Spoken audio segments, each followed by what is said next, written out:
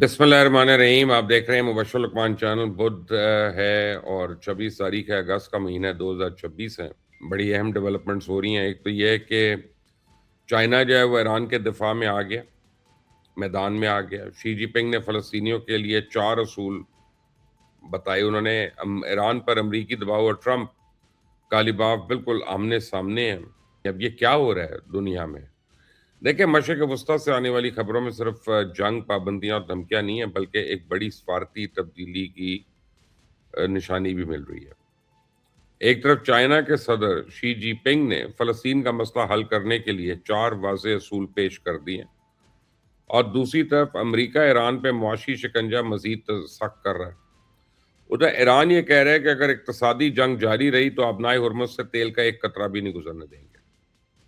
और फिर ट्रंप और ईरानियन पार्लियामेंट के स्पीकर मोहम्मद बाकिर कालिबाफ के दरमियान लफ्जी जंग ने मामले को बड़ा गर्म कर दिया है। लेकिन कहानी यह ख़त्म नहीं होती। अमेरिका ने तकरीबन 47 साल के बाद शाम को दहशतगर्दी की सरपरस्ती करने वाले रियासतों से यानी उस लिस्ट से निकाल दिया। और आज की सबसे बड़ी खबर शायद ईरान की धमकी नहीं है, अमेरिका की पाबंदी नहीं है और ट्रंप और कालिबाफ की लफ्जी जंग भी नहीं है।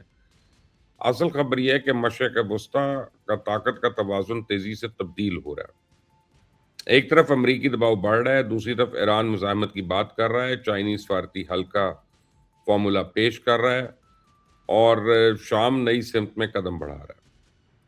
तो सवाल यह है, क्या मशरिक़ वस्ता में अमरीका अपनी पॉलिसी तब्दील कर रहा है या फिर एक तरफ सफारतकारी और दूसरी तरफ दबाव और पाबंदियां और ताकत के इस्तेमाल का नया खेल शुरू हो चुका है।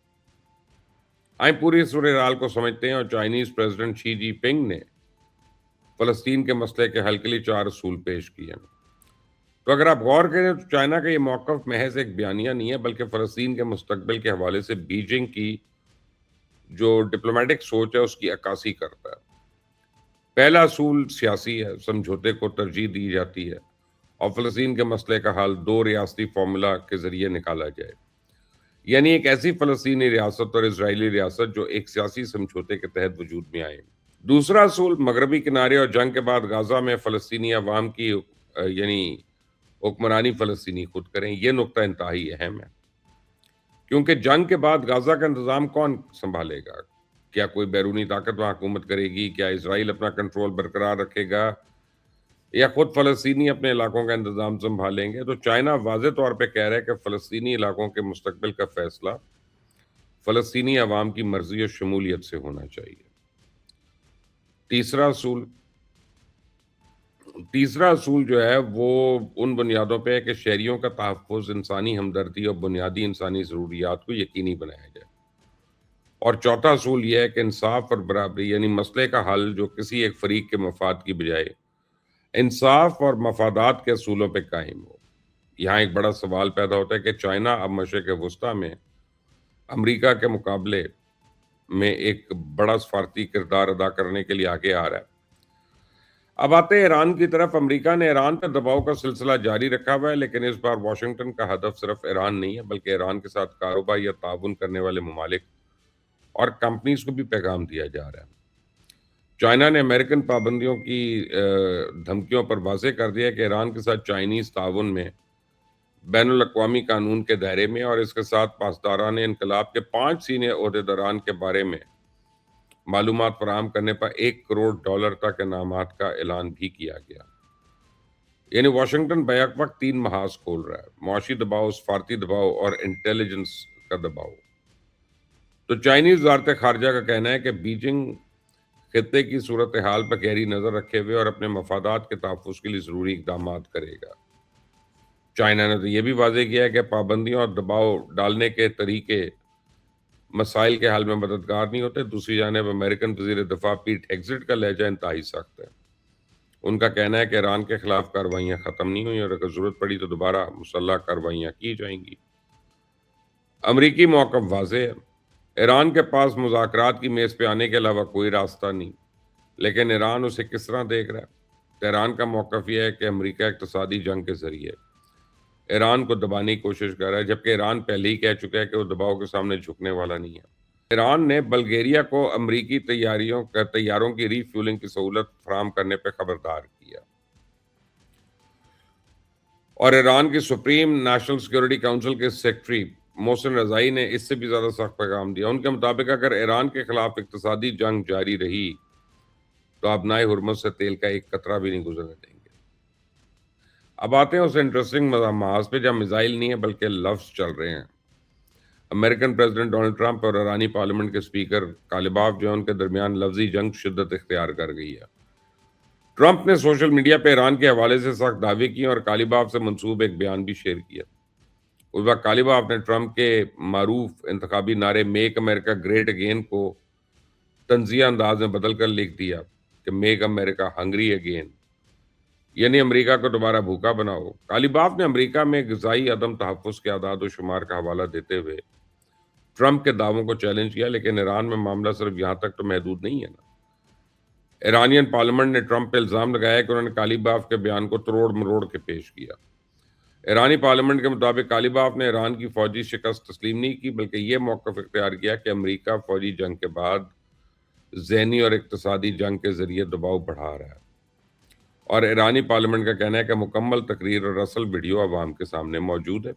پھر ایرانین ٹی وی نے امریکن پریزیڈنٹ ڈونلڈ ٹرمپ کے سب سے چھوٹے بیٹے بیرن ٹرمپ کے قتل پر 2 ارب 80 کروڑ روپے یعنی انعام کی پیشکش کر دی.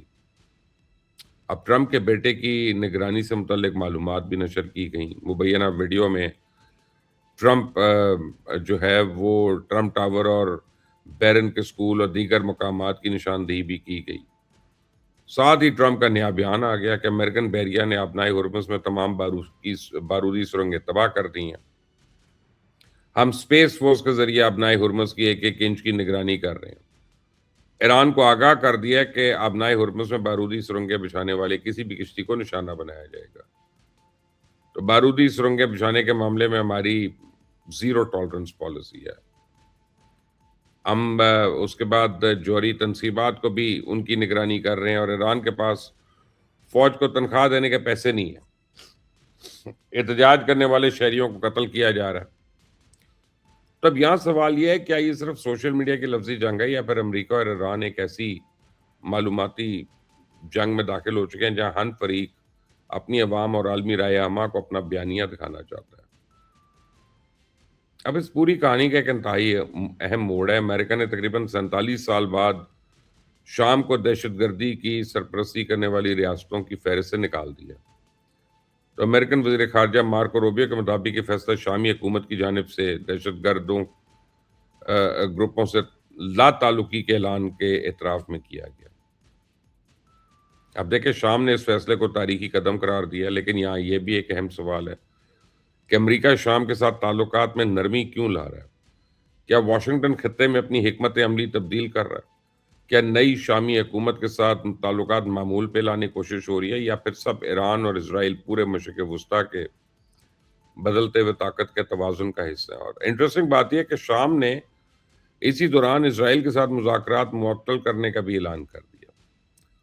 تو شامی وزیر خارجہ کے مطابق شام کی اولین ترجیح اسرائیلی جارحیت کا خاتمہ ہے اور اس کے بعد ہی سیکورٹی معاملے کی یا معاہدے کی بات ہو سکتی ہے. یعنی شام ایک طرف امریکہ کے ساتھ نئے دروازے کھول رہا ہے اور دوسری طرف اسرائیل کے ساتھ فاصلہ بڑھا رہا ہے. تو کیا مشرق وسطیٰ میں ایک نئے دور کے آغاز کو دیکھ رہے ہیں؟ میری نظر میں سوال یہ اہم نہیں ہے کہ اگلا حملہ کہاں ہوگا، بلکہ اصل سوال یہ ہے کہ اگلی بڑی طاقت کس کے ساتھ کھڑی ہوگی، کیونکہ مشرق وسطیٰ میں اب صرف امریکہ، ایران اور اسرائیل کا تو کھیل رہا نہیں. چائنا اپنا قد بڑھا رہا ہے، رشیا بھی خطے میں ہے اور عرب ممالک اپنے مفادات کے مطابق نئی پوزیشننگ لے رہے ہیں اور شام بھی ایک نئی سیاسی حقیقت سامنے لے کے آ رہا ہے. اب آپ اپنی رائے ضرور دیں مجھے، کیونکہ آنے والے دن جو ہیں وہ کافی میرا خیال ہے کہ خطروں سے بھرے ہوئے ہیں. اس چینل کو سبسکرائب کریں، بیل آئیکن کو پریس کریں. اللہ حافظ.